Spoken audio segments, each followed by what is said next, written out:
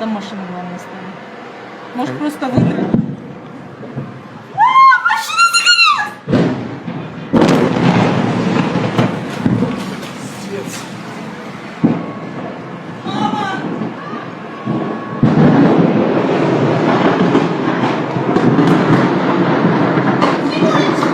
Все нормально.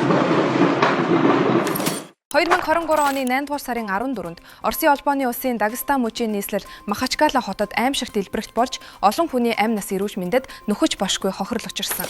Авто засварын газраас гарсан гал ойролцоох шатхуун түгээх станц руу тархаж улмаар 2 түвшний ёмкос дараалан дэлбэрсэн байна.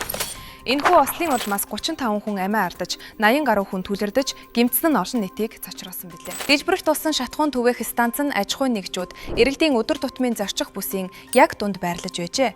Энэ нь энэхүү ослыг гинтийн тохиолдол гэж үзэх боломжгүй. Харин урьдчилан харж, болдошгүй эрсдлийг тод харуулсан бодит жишээ болгож байгаа юм а. Шатхуун түгээх станц бол тесрэх бодис хадгалагдаж, өдөр тутамд эргэлдэж байдаг өндөр эрсдэлтэй объект. Ийм байгууламжид гал гарвал түүний тархалд дэлбэрэлтийн долгион нь хэдхэн секундэд хяналтаас гарч ойр орчмын барилга байгууламж хүн амд ноцтой аюул учруулдаг. Манай улсын нийслэл хотод 13 дугаар сургууль дээр 200 м-ээс дотогш 16 шатхуун автогаз түгээх цэг байрлаж байна гэж боловсрол шинжлэх ухааны яам мэдээлжээ.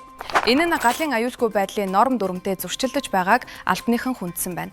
Шатхуун түгээх станцын ойролцоо хүүхдүүдийн аюулгүй байдал, эрүүл мэнд хүндэгдэж болцсошгүй гэдгийг салбарын сайд анхааруулжээ. Баянзүрх төвөргийн 14-р сургуулийн ойролцоо үйл ажиллагаа явуулж байгаа Шунхлаа шатхуун түгээх станцыг нүүлэг хийх шаардаж эцэг эхчүүд мэдээлэл хийсэн. Тэдгээрийн үзэж байгаагаар хүүхдүүдийн эрүүл мэнд, аюулгүй байдал эрсдэлд байгааг хүчтэй мэдэгдсэн байна. Гэтэл сургууль цэцэрлэгийн ойролцоох шатхуун түгээх станцуудыг нүүлгэх тухай шаардлага олон жил яригдсан ч бодит ажил огт урагшилсангүй.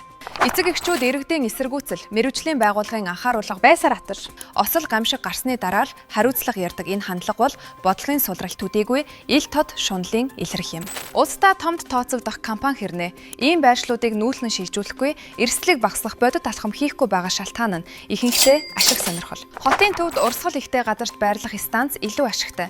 Харин нүүлгэх, стандартад нийцүүлэх нь компанид зардалтай.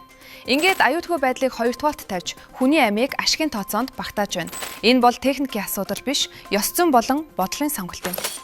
Махачкалын эмгэнэлт явдаж бидэнд нэг л зүйлийг сануулж байна. Шатхуун түгээх станцын аюул хэрвээ биш, хизээ гэсэн асуулт болж хувирдаг. Ослын дараа буруутан хайх бус, осол болохоос өмнө эрсдлийг арлах нь л жинхэнэ хариуцлага. Хүний амь хүүхдийн аюулгүй байдал бол ямар ч компанийн ашиг орлогоос илүү үнэтэй байх ёстой.